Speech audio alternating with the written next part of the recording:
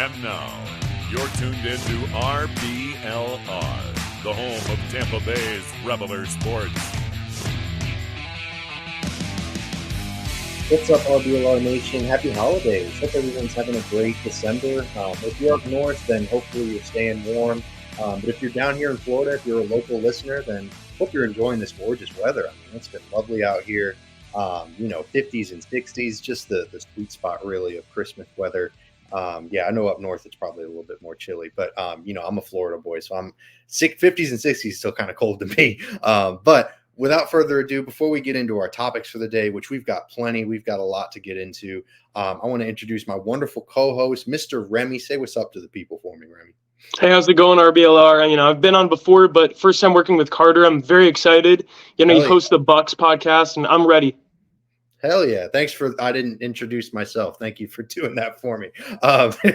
You know how it is sometimes. But before we move on too quickly, definitely if y'all like what you're hearing, definitely hit that like and subscribe button. I promise I'm not on all the time, so you don't have to deal with my ugly mug every episode. But in the future, the Rays episodes are awesome. We always are giving out great content. So definitely hit that like and subscribe button and give us a follow at RBLR Rays or at RBLR Sports if you're trying to, tune into what else we got going on with the Bucks and the Lightning and Rowdies as well. So definitely check us out there. So we'll get right into it though. It's the holiday season. So what good podcast, what good sports podcast wouldn't have a wish list for their teams, especially in baseball with the off season. So I'll start with you, Remi. Is there anyone that you're hoping for the Rays or that you're looking at for the Rays to trade for or sign? Yeah, I have been looking at a couple of free agents. I think I'll start with the hitters first. Absolutely. So the three that I've been pretty interested in are Mitch Garver, Brian Anderson, and Luis Guillorme. They all have different skill sets. Mitch Garver is a really, really good bat, not necessarily a great catcher. He's on the slower side in terms of sprint speed, but he'll hit the ball really hard. He's going to get a crazy contract this year, but I would really love to have his bat just plugged into the offense. Brian Anderson, he used to have stronger exit velos when he was on the Marlins, but he still has a decent amount of upside. He has crazy arm strength, can play third base, outfield, almost anywhere in the field, really. But he just has a ton of swing and miss, and I think it'd be more valuable to have him as like a util guy or work with some sort of hitting coach to change up his approach a bit. And then there's Guillorme, who can work as a second baseman or a shortstop. He's a left-handed hitter. He's got really strong strikeout rate and walk rate in terms of just he's going to hit the ball a ton. He's got a 103 WRC plus against right-handed pitching for his career. And, he could fill in the shortstop gap if Franco or someone else doesn't, come up or remain healthy. Who are some hitters that you've been looking at, Carter? Oh, yeah. I mean, I'm thinking along the same lines as you in regards to Garver, just looking for a backup catcher for the Rays. I really liked Garver as a hitter. I mean, good gracious, who doesn't really? He's phenomenal with the exit velos and just hitting the crap out of the ball. He definitely has some concerns with his athletic ability and just his kind of position ability, so to speak. There's not really a lot of great places to put him. There's kind of that, but if the Rays could get him and just kind of plug him in at first or the DH spot, like you said, that'd be wonderful. But the guys that I was focusing on specifically for the backup catcher role were Cam Gallagher. God, he's a horrible hitter, but good gracious, he's got an amazing frame rate, really good defensively. Gary Sanchez, I mean, we all know Gary Sanchez. You kind of get you see what you get. It's pretty mad defensively, can maybe hit you some bombs. He'd be good in a pinch. Tucker Barnhart, another guy, kind of a middle ground. He's a bit better offensively than Cam Gallagher, but a bit better defensively than Gary Sanchez. And he's a lefty, so that kind of helps with the balance of the lineup. Since, Pinto's the starter and he's a right-handed hitter, so maybe give you a bit of a switch up of looks. And also Donnie Sands, he was DFA'd by Detroit. He's kind of hovered around 800 OPS in regards to his AAA performances in the past few years. Just hasn't really caught on anywhere. He was DFA'd by Detroit. And all these guys should be pretty cheap. And then another kind of position player that I was looking for was Elvis Andrus, just because like in the Luis Guillorme kind of kind of his style of player. Really good middle infielder, even though he's certainly up there in age. But he can do some nice things with the glove at shortstop or second base with the White Sox this past year. He was more of their second baseman, but, not really a great hitter, but he can be kind of a solid, like you mentioned, until Walsey comes back, he can certainly hold down shortstop for the time being. But yeah, on the pitcher side, sorry, go ahead, Remy. No, I was going to say that Donnie Sands is a really good catch. I know that Ben's been looking at him recently. Yeah. He kind of hovered around 800 OPS, as you're saying, at AAA. I was looking at a little video of him. Curious about maybe some like stance adjustments. He seems a little bit more anxious at the plate. I mean, I can't really tell because I'm not in his head, but just figuring out something with him. And I mean, a guy I think that a lot about, right? Like Joey Bart, like just getting some consistent playing time for him, like that would be really good. And yeah, just having someone to, shore up the defense and offensive output from that catcher position. Yeah, absolutely. Because I mean, they're backups. They're all none of them are going to replace Rene Pinto. They're just going to be sort of a complement. Because Pinto is as great as he is. Just no catcher plays 162 games anymore. You want more of a balanced approach at that position, sort of like the running back position in the NFL. You just want to limit the miles, so to speak, that they accrue over the season. So yeah, it's still really important to get a good backup catcher. But kind of switching sides, who are some pitchers that you've been looking at for the Rays that you're hoping to trade for or sign? Yeah, I mean, as you know, I love pitching. So Absolutely. 3 guys that I looked at are Naoki Uwasawa, Tim Hill, and Keenan Middleton. I'd say that Keenan Middleton and Uwasawa are a little bit more dreamy than Tim Hill. But starting off with Uwasawa, so he's 30, he's a right-handed pitcher. He's got a really elite fastball. He spins it around 2,640 RPMs, which is just beyond elite. Like it's like Alexis Diaz territory. He's got a lower 90s fastball that has 2 different shapes. He's got one that's more two-seam, where he's getting run in on batters, and he's got one that has more carry, and that he'll use to both-handedness. He's got a really good split finger. He's got a decent curveball, slider, and a fastball cutter. So he throws total of 6 pitches with different breaking ball shapes, which he can either land for strikes or generate swing and miss. He's got really strong command and sequencing. And, he goes to driveline. He's a student athlete. He's really trying to learn and develop his game even more. So he'd be perfect for the Rays, right? He wants to develop his game, and he's got great command. 2 other guys, as I mentioned before, Tim Hill. He's a left-handed submarine pitcher. He's very strange. Like when you watch Tim Hill video, you're impressed. He's throwing like 93, 94 from a very low slot. So he's a pronator. Gets a lead extension at around 7 feet. And his fastball, because he's releasing it so low, it creates a flat vertical approach angle, which will create swing and miss from batters on his pitch. One issue is that his velo has declined recently, which has made him a little less effective. However, he still has pretty good slider and fastball cutter shapes, as well as a sparingly used changeup. Increasing the usage of his cutter and his changeup will lead to more success for him. And then the last guy is Keenan Middleton. He was traded to the Yankees in the middle of last year, taken by the White Sox as a waiver claim. The advanced stats really love him. He limits hard contact, generates a ton of whiff. He struggles a little bit with command, so he's going to need that raised middle target. But he's just got really great fastball, changeup, slider combo. Who are some guys that you're thinking about? Yeah, I mean, definitely Uwasawa is a big name. I've loved what the crop of Japanese talent that's been infused into Major League Baseball recently, and will continue to do so, has been doing. It's been really wonderful for sure. So those guys all really great finds for sure. Some more pitchers that I was looking at, kind of a dream signing for me at least, would be Lucas Giolito. He kind of provides a bit of a sort of like a renaissance opportunity, because he's had his ups and downs for sure.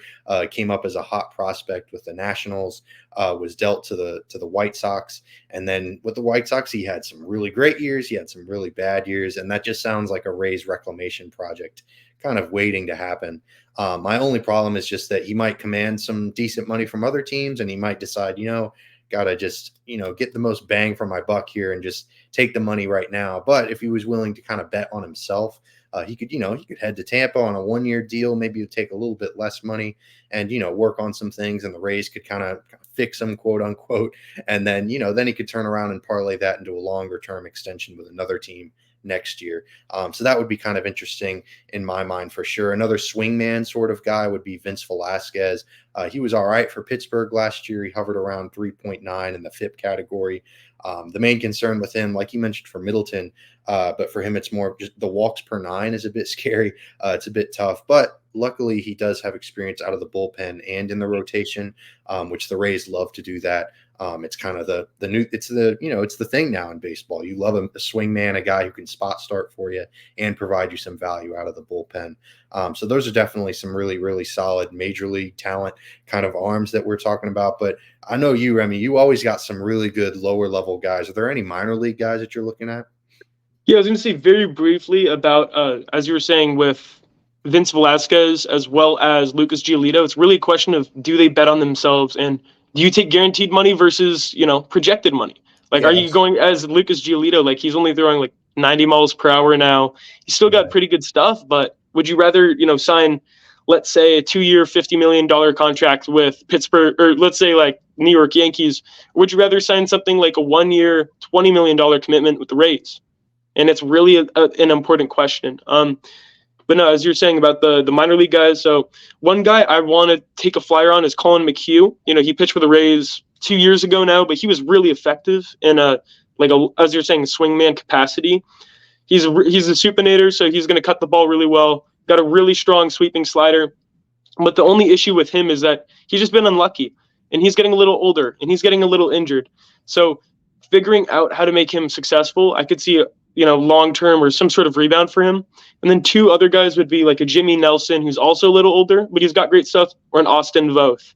Austin Voth worked in starting and in depth capacity for the Orioles this year. He got a little bit injured, but he works well as a relief pitcher at AAA. So those are some guys that I'm looking at.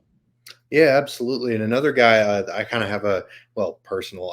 My cousin actually coached Daniel Norris in high school, so I was really looking at him just mostly because of the cousin connection, because he lives in Tennessee, so that's where Daniel Norris went to high school, and he's just a lefty out of the bullpen, but he's also had some experience starting. That's kind of the general consensus when it comes to pitchers nowadays, is that you kind of want guys that are more versatile, that can give you some innings, just because with arm injuries and the lack of depth in a lot of places, the Rays managed to stay ahead of that. They always are producing constant pitching talent. So we can throw all these names out, and the Rays, of course, will find someone that nobody's ever heard of, and then he'll be throwing, sub 3.0 ERA out of the bullpen, because that's the Rays way. But are there any, you mostly mentioned pitchers, are there any minor league hitters that maybe the Rays have a little spring training invite for? No, yeah. One guy who's really lit up the Dominican Winter League is Miguel Sano, right? We've all heard about Miguel Sano. Yeah, and he's a minor league free agent. Can you believe that, right? I know. He's got great raw power. I think he's doing relatively well in the Dominican League. And, even if he isn't, it's just the raw power and abilities that he offers. And maybe, teaching him how to play third base and first base again, just getting him in the lineup and giving him some chances. That'd be really interesting. Keston Hiura, a former, I think, like number 3 overall pick for the Brewers, really strong bat, pretty good glove too, but he's just done super well at the AAA level, but nothing's ever transferred. Getting him to new org, a fresh start, would really do him well. And then last guy is AJ Pollock. You probably have also heard about AJ Pollock. He's an older guy now, hasn't been too healthy, but when he's right, like in 2021, he was, I believe, like a top 15 qualified hitter in the sport. He's really, really good when he's right. He's going to get a ton of plate appearances, make a lot of contact, get on base. He's a gap-to-gap doubles hitter. But just getting those 3 guys, minor league invites, would be great for the team. Yeah, I mean, everyone's heard of Sano and Hiura and Pollock, but they're guys that you don't necessarily think of right now, because they are a bit past their prime. I guess Hiura never really had a prime, unfortunately, but he was a top prospect. I remember I'd always use him in MLB The Show, get the little Diamond Dynasty Kenston Hiura card, and he was a huge power guy, a second baseman, but obviously he can play a little bit of first as well. And then AJ Pollock, a really, really solid hitter, like you said, out of the outfield position. And he's been around such a long time. There's always the intangibles. I know that's kind of a kind of an old school thing to talk about, but the locker room presence or something like that. The Rays don't typically have a huge amount of veterans on their roster, so it might be nice to change things up and get a little bit of know-how, so to speak. Show a lot of these young guys, show them the ropes, so to speak. But speaking of the young guys, I wanted to ask you or get your thoughts on something, because I was just thinking about it. Recently the Rays just have kind of a gluttony of infield strength, but not necessarily a lot on the shortstop side, but just, first and third base, second base. They've got Harold, they've got Brandon Lau, they've got Isak, but of course they've got this young group of hitters in Junior and, Juman Caminero and Curtis Mead. It made me question, like, who do you think of the three of those infielders are more likely to maybe be dealt? Do you think the Rays should deal there? Just get some more pitching or maybe some more depth in the minors. What are your thoughts on that? Yeah, I mean, all three of those guys are really, really good players. Junior Caminero, Curtis Mead, Xavier Isak, right, among others. But I think that it really depends on what the Rays are going to say. I think Mead might be a little bit more expendable than the other two because Junior Caminero is just such an otherworldly talent. He's so good. He's going to hit the ball super hard. He's a pretty good defender too at third base. I know Xavier Isak. He's become more athletic as he's been drafted. A lot of raw power, right?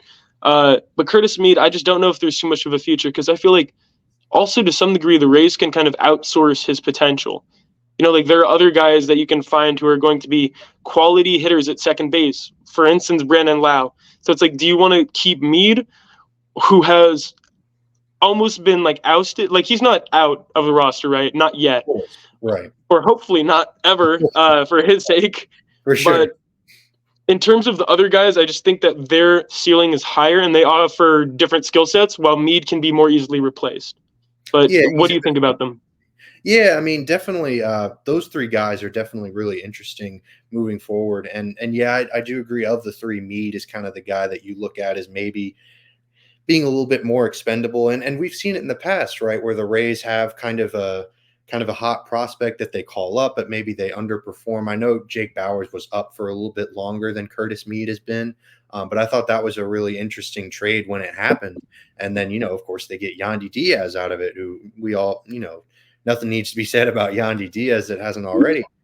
So I would just be curious to see if maybe they go from that aspect, because they showed a willingness to deal from that position with the dealing of Kyle Manzardo for Aaron Savale. Is there any idea that you have maybe that they would deal one of the more veteran presences like Harold Ramirez or Brandon Lau or Paredes maybe instead of dealing with the younger guys? Yeah, I mean, I feel like that's a good question in terms of figuring out the depth, as you said before. And the Rays will always need pitching, and there are other parts of the roster, as you said, with catcher that they need support. So it's like, do you part with a guy like Jonathan Aranda, or as you're saying, a Yandy Diaz type to go and get, like, let's say Sam Huff from the Rangers? It's definitely possible. I think that some of those guys are like post-hype prospects, is the way they call them, especially Aranda. Yeah. If he doesn't get many plate appearances, him or like a guy like Austin Shenton, you could definitely flip them for a catcher.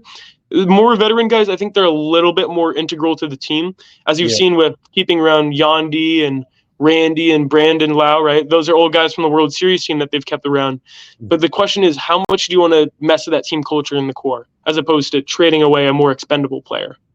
Yeah, that's a good point. And it's also about getting return versus, because the risk of it is that, Brandon Lau, he's got a bit of an injury history. So if you deal him, but then he manages to stay healthy, then he has a really productive season for another team. And of course, those injury concerns could drive down his trade value. So it's kind of a tough thing to deal him. And then Yandy, it's tough because he just had an amazing season. So it'd be hard to deal away your best hitter. And yeah, I mean, it's hard. It's hard, but it's the Rays. So I feel like we have to bring up almost everyone when it comes to trade rumors, just because, they've shown a willingness to go out and kind of push the envelope a little bit and try to exert as much value out of this roster as they can. So, I thought those were just some interesting ideas that we could throw out there. Because I'd love to see, Junior, like you mentioned, is just so outstanding. I'd love to see him get some more playing time consistently at the major league level. So it's just kind of about finding that playing time, finding that spot in the lineup for him. So it'll be really interesting to see how they move forward. But another really interesting thing, since we're talking about the holidays, is that we have a really, really cool incentive. If you're looking for maybe a really, really late or maybe belated Christmas present, or whatever the case may be, you can look on our shop. We're teaming up with the Bolts Report for Toys for Tots, and you can also find some other gear there, but mostly we're focusing on this Toys for Tots promotion because it's a wonderful cause. Ugly shirt, beautiful cause, if you want to put it that way. We are teaming up with Bolts Report, and we got some lightning themes t-shirts coming at you, and it's $28.99, and the 100% of the profit will be donated to Toys for Tots. So definitely check that out. It's at shop.rblrsports.com. We've got some really cool gear. And then, of course, we've got the Rays gear. I mean, you can't go a whole Rays show without talking about Rays gear, right? Got the acquire, develop, dominate, repeat. I mean, we're talking about that the whole show. That's what the Rays do, right? And the player to be named later, and then the 98, because, that's when the Rays were founded, right? So, we can give you a promo code too, Flappy, FLAPPY. Type that bad boy in, and you can get 10% off your entire order. So definitely check that out for sure. So after that little plug, we'll move on to some more newsy stuff. The Glasnow trade is official. I hated to see him go, but that's the nature of it. That's the business. Them's the breaks. So what? I guess, are there any closing thoughts? I know it's been talked about to death, both by the national media, by Rays people. I'm sure we've talked about it on this show as well. Do you have any closing thoughts on this Glasnow trade? Maybe how much the Rays have to pay or what they got in return? No, yeah, that's a really good question. I'm happy it's finally official. There was so much waiting, right, for like a week. The Rays, I think it's like $2 million paid towards like Manuel Margot's called his like option. And then they also paid $2 million towards some other part of the salary. But the main thing is the Rays solidified the trade by sending the money over in order to fully acquire both Pepio and DeLuca. And then obviously Glasnow getting extended. That's going to hurt the Rays a little bit in the sense of just like having your best pitcher pitch for a different team in which you just paid for him to leave to some degree. And he's getting extended for a while. I know that you didn't necessarily speak your thoughts on the last Rays podcast, but what do you think about it, Carter?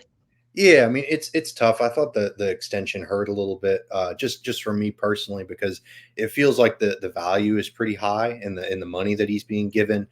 Just because if he's healthy, like there's literally no drop off in production. It's just a matter of him. It's kind of like the Brandon Lau of the pitching world, right? Like if he's healthy and he's right, he's going to give you quality innings, and it's going to be electric stuff. And he seemed to want to be in a Rays uniform, which hurt a lot. And it's tough to let guys go like that, because maybe he's re-signed. Maybe the Rays could give him that extension, and maybe he signs for a little bit less since he seems so happy here.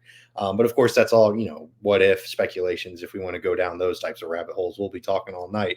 But obviously really happy with the return. In terms of a baseball deal, wonderful. It's the Rays front office. They know what the heck they're doing. I'm not going to question that as much, but just from the term of value lost, it's tough. I wish Glasnow could stick around, but that's like I said, them's the breaks. So that's how it is sometimes. But some more, a little bit more minor, but nothing's minor in terms of the Rays, especially when it comes to pitchers. They signed Garrett Acton and Joe Record to minor league baseball deals, 2 years for Acton. So give me your thoughts on both of those guys. I know you and Ben talk about it constantly, so I'd love to hear your thoughts on both of these signings. Yeah, no, Acton and Record are really fascinating guys. Acton is a young guy. He's only 25. He recently had Tommy John surgery, and he was actually a UDFA, right? Undrafted free agent.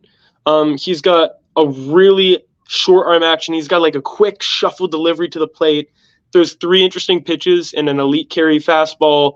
A really high spin. It's like 2,400 something RPMs. He's got a runny changeup and also a bullet slider. There are a couple of changes that he could make and that the Rays do love to make with their pitchers. I would say giving him a middle target just to get him more in zone to increase his effectiveness. Some sort of bridge cutter maybe to just like get him in zone because those pitches are easier to control. But really just help the whiffs on both the fastball and the slider, right? Help them perform better. I've seen other pundits on Twitter tweet about maybe giving him a sweeper or some sort of other pitch like a hard curveball. Whatever the Rays do, I'm sure that they're going to do it well, right? But what do you think about Garrett Acton? Yeah, I mean, I love that you mentioned the middle thing with a lot of these guys because when I was growing up, I played, a little bit in high school. And when I was pitching, I would take pitching lessons from a former Ray, actually, Trevor Miller. And one of the drills he always had us do was he would set up, there was a strike zone with the 9 different zones. And it was basically a competition to try to throw it right down the middle as much as you could.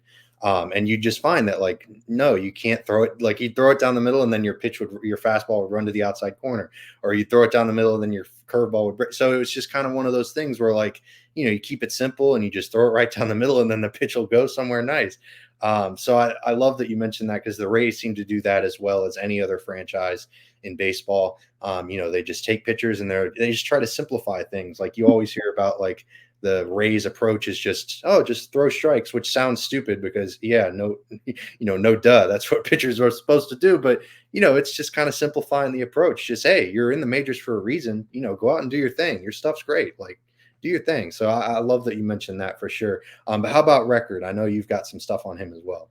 Oh yeah, Joe Record is really, really interesting. I didn't even I did a longer list. I think it's on my Twitter about just like some pitching targets I looked at. And I didn't look at Joe Record because it's like, oh, he's just another strange name, in a sense, respectfully, just nobody, right? Like someone you don't know. You don't think about a Joe Record on a daily basis.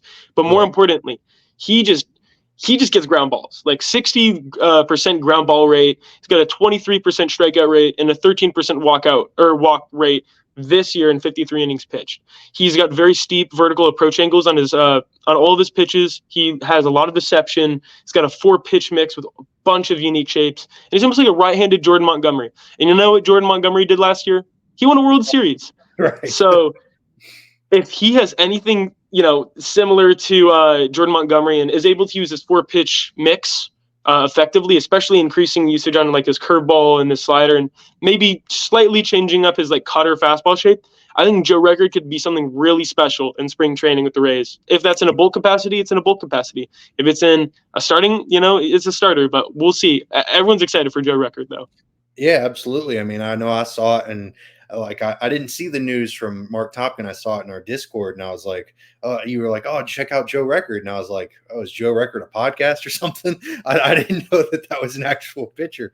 So I had to look him up, and yeah, he's actually got a decent sized Twitter following. Just, I know that has nothing to do with his strikeout rate and all of his pitch shapes and all that. But, I thought that was kind of interesting as well. But there's also Michael Gomez. He was invited to spring training. I know he's a bit of a sidearmer, so I thought I'd love to hear your thoughts on that, because the Rays they seem to love to, get all different types of arm angles.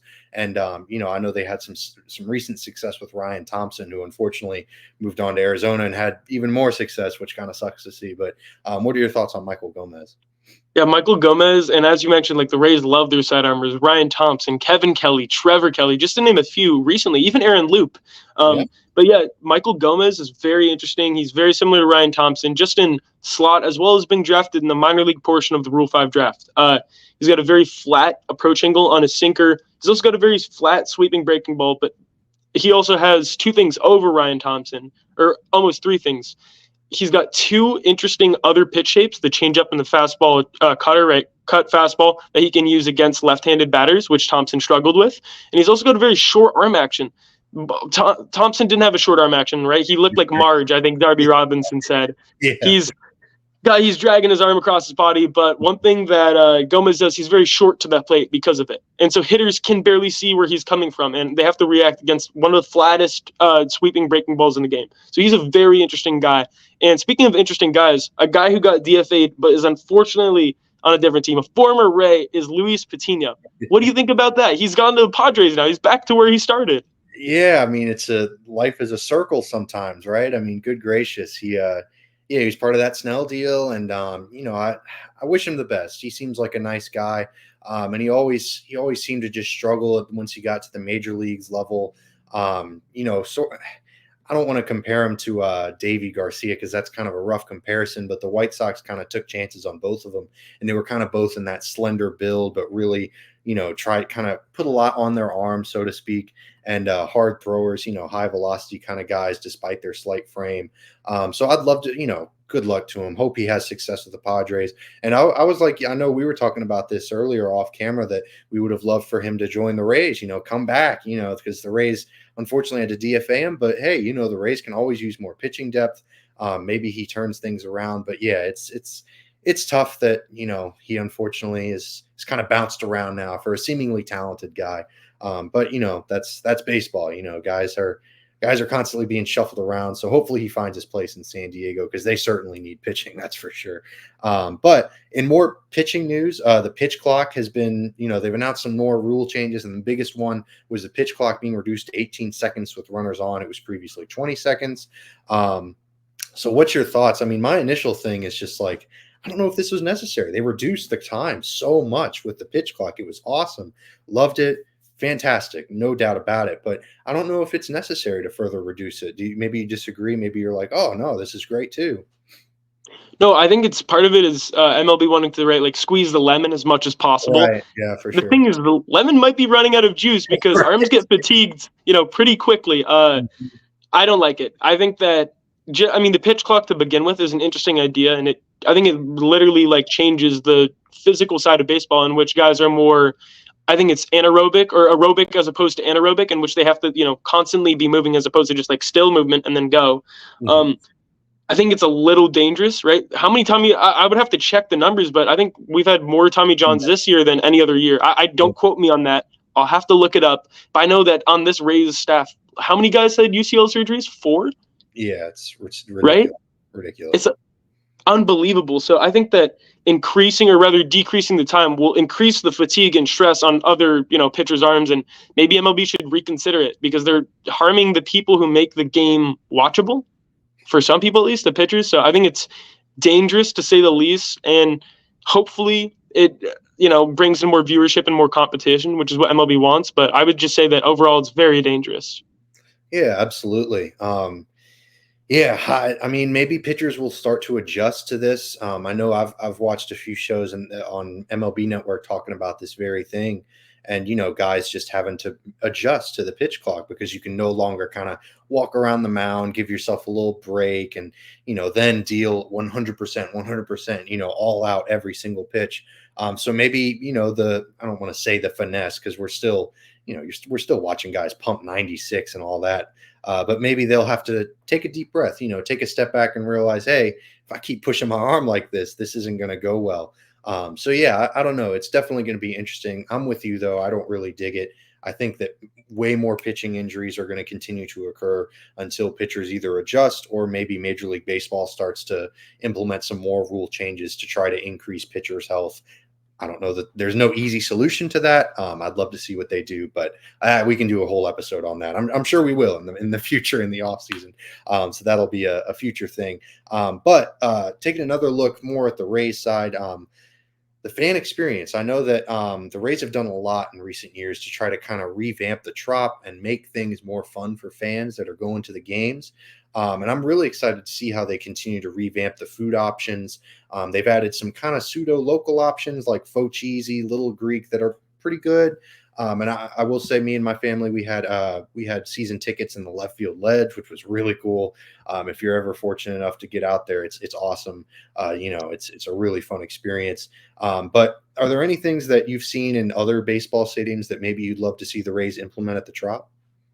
No, that's a really good question. I think that unfortunately I've never been to the Trop, so I haven't had the experience of it. I would love to go, especially if the Rays would ever go to World Series or some sort of higher divisional series. I would love to fly out there and with the RBLR crew, hopefully go to a game. Absolutely. But I've been to the Padres Stadium. I think it's Petco, as well as the Dodger Stadium and Angel Stadium. One thing I've noticed, right, that everyone talks about it, the attendance. I think that it's also location based. For the Padres, their stadium's in the middle of their city. Right? It's in the middle of downtown. Pretty similarly with the Dodgers, it's really close to Chinatown, so it has easy access from Pasadena as well as downtown LA. So I think that for the Rays, it's just moving it out of where it is, but they can't do that because of the deal they signed. Right. So building another bridge, doing something, attracting more attention. I know that they fixed the lights as well as the sound system recently there. Rough. Yeah. It was brutal. It was a huge echo. But if they're just able to improve that and hopefully with the infrastructure, just build something really special there and somehow get more fans out there, I think that the Rays could still turn around their attendance pretty quickly. Yeah, absolutely. It's achievable, and you mentioned the infrastructure for sure. They're building some kind of overpass on I-275 that gets just more people over without as much convoluted traffic. I mean, I know that if you're listening and you're a Tampa person, then you know just as well as anyone that Howard Franklin Bridge ain't no joke. I mean, good gracious, you get stuck on there in rush hour, it's disgusting. Like you are sitting there wondering why the hell you're going anywhere, like why you didn't just stay home. I mean, it's brutal. And they're, like you said, the location is tough because they're locked in, that new stadium deal and all that. So I wanted to hear your thoughts and see if there was anything specific, but I mean, it's definitely tough with the location, and hopefully the new stadium concepts and the new surrounding area that they're building are going to be a lot of fun. We can also spend a whole episode talking about this too, which I'm sure we will. So that was just something I wanted to mention, maybe another wish list, but except for the fan experience rather than the team. But there was some big baseball news this past 24 hours. The Yankees, they missed out on Yamamoto, the big time pitcher. He went to the Dodgers to join with his buddy Shohei Ohtani, as well as the former Ray Tyler Glasnow. They're forming a formidable rotation, to say the least. But specifically for the Yankees, just because they're a division rival, where do they go from here after they missed out on him? Oh, I think it's a good question. I mean, they could pivot and sign a guy like Blake Snell, or I think Lucas Giolito is more realistic because Blake Snell's been inked or linked to rumors with the Angels and the Giants. He's from Pacific Northwest, so maybe the Giants are better for him. But for the Yankees, it's hard because they need starting pitching, if I'm not mistaken. And although they have a lot of outfielders, I think really only two of them are very athletic, right? And like Verdugo and Oswaldo Cabrera. The rest of the guys are kind of like slower, bigger guys, including Soto. And you have Stanton, who's oft injured, and even Brian Cashman's called him out, right? Yeah. Complaining about how injured Stanton is. So figuring out something with starting pitching is very important for New York. Maybe something around the catcher position, even though I think that they've dealt recently from there by, getting away from Higashioka, and again with pitching, Michael King and Drew Thorpe. These are guys that were going to throw valuable innings for them. So yeah, something like that, just getting starting pitching. What do you think, Carter? Yeah, I mean, pitching, huge need for the Yankees right now, especially after that Soto deal. Because like you said, King was going to be huge for them this season, because he performed admirably, really, really well last year, especially towards the end. And yeah, I mean, the outfield is still kind of a question mark. They've got Oswaldo Cabrera, and they traded for Verdugo and Trent Grisham as well. So they're trying to kind of infuse some athleticism because, like you said, it's been tough to watch. Stanton is a DH at this point, and you can't really count on him to play more than 100 games. I mean, it'd be unrealistic to do so. So yeah, I don't know what the Yankees do moving forward, but yeah, it's definitely got to be pitching focused because Cole, Rodon, they lost Severino. Herman looks like he's, I don't even know. Might not be in baseball. He might not be in baseball. Yeah, I don't even know with him. So yeah, it's definitely important for them to start, focusing on that side of the base of the ball. Oh God, that's a football term. My apologies. But yeah, definitely focusing on the pitching staff is definitely a huge, huge thing. But are you expecting any more major signings or trades from the rest of the division, including the Yankees? But the Red Sox, the Orioles, the Blue Jays, these are all, on paper at least, relatively competitive teams. The Red Sox obviously fired their GM, Chaim Bloom, a former Rays guy. So what do you expect from the rest of the divisions in regards to the offseason? That's a really great question. I would say with Bellinger, I've heard a lot of rumors about him joining the Blue Jays. Blue Jays are going to look for a DH or a center fielder. Kiermaier, he's played on turf before. Bellinger hasn't, so maybe re-signing him and bringing him back. Red Sox, I could see them as a landing spot for Uwasawa, or maybe another starting pitcher, or some sort of like high-end relief pitcher, or bat. Now that they've increased the salary or payroll because Bloom has gone, now Breslow can spend whatever he wants. And obviously the Orioles, they're crafty. They're like the Rays of, I guess, Baltimore, right? They're going to find ways of doing what they're going to do to succeed. They're going to sign another kind of Kyle Gibson type who's going to come out of, like a guy that who's going to throw like 200 plus innings, but he's probably going to like be, with a 3.5 ERA, 2 ERA. He's going to be super effective. But I want to see the Orioles make moves. The other teams, they're higher profile. They're going to make really interesting moves, but the Orioles, they just know what they're doing. So pay attention to them. Yeah, I mean they've got that Astros front office tree that's kind of like it's the Astros and the Rays. They seem to just take over the whole of Major League Baseball, for better or for worse, because the Astros, that Lunlau or whatever the hell his name was when he had the sign stealing scandal. Anyways, I don't want to push my anti-Astros agenda anymore, but yeah, it's definitely going to be really interesting how the Orioles play their cards because Craig Kimbrell is their highest paid guy right now. Right. So like they don't have any money committed to anyone. Do they give some younger guys extensions? Gunnar Henderson, AL Rookie of the Year. So at this point, I feel like he's not up for an extension. He's going to play out his contract and then, get paid the big bucks. But, you look at other guys, some of their younger prospects, and maybe they try to pull what the Brewers are doing with Chorillo right now, or what the Braves have done with Michael Harris, Acuna Jr., and all the guys that they have, signed under contract for seemingly the rest of eternity. So it'll be really interesting to see how the Orioles do things. And yeah, you mentioned the Blue Jays trying to either re-sign or replace Kiermaier. I don't know what they're going to do. They also got to replace Matt Chapman potentially, or they could bring him back. Yeah, I was surprised the Blue Jays didn't do better in the postseason or just in the regular season in general because they had a really talented roster with a lot of really great defensive pieces. So yeah, I don't know. It'll be interesting to see how they all play, and of course the Red Sox of it all. They're always expecting to win. That their fan base is demanding almost just as demanding as the Yankees. So I don't know. It'll be really interesting to see that moving forward. But looking around Major League Baseball, are there any teams like not necessarily in the AL East, but just any teams that are of interest to you and how this offseason is going to play out?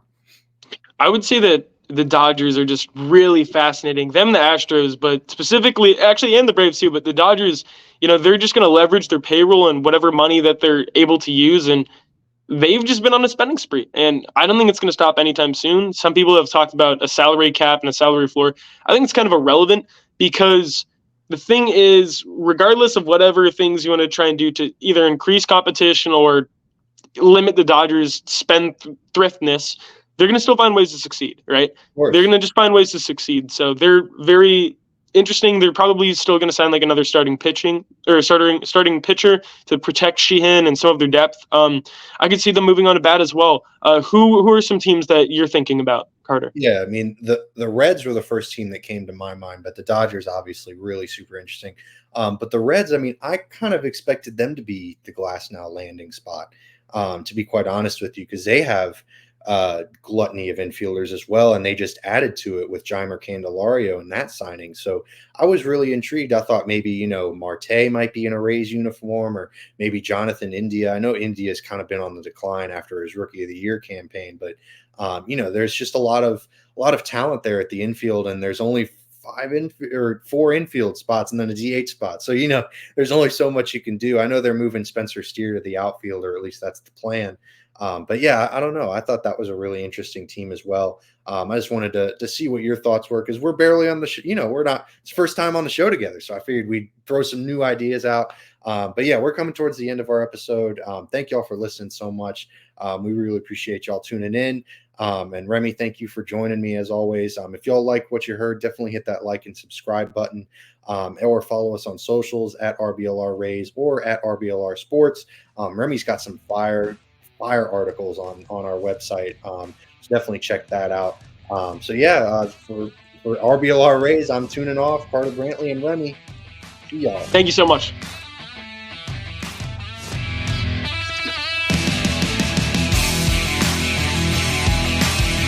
Thank you for tuning into this presentation by RBLR Sports. On your way out of the stadium, please remember to like and subscribe.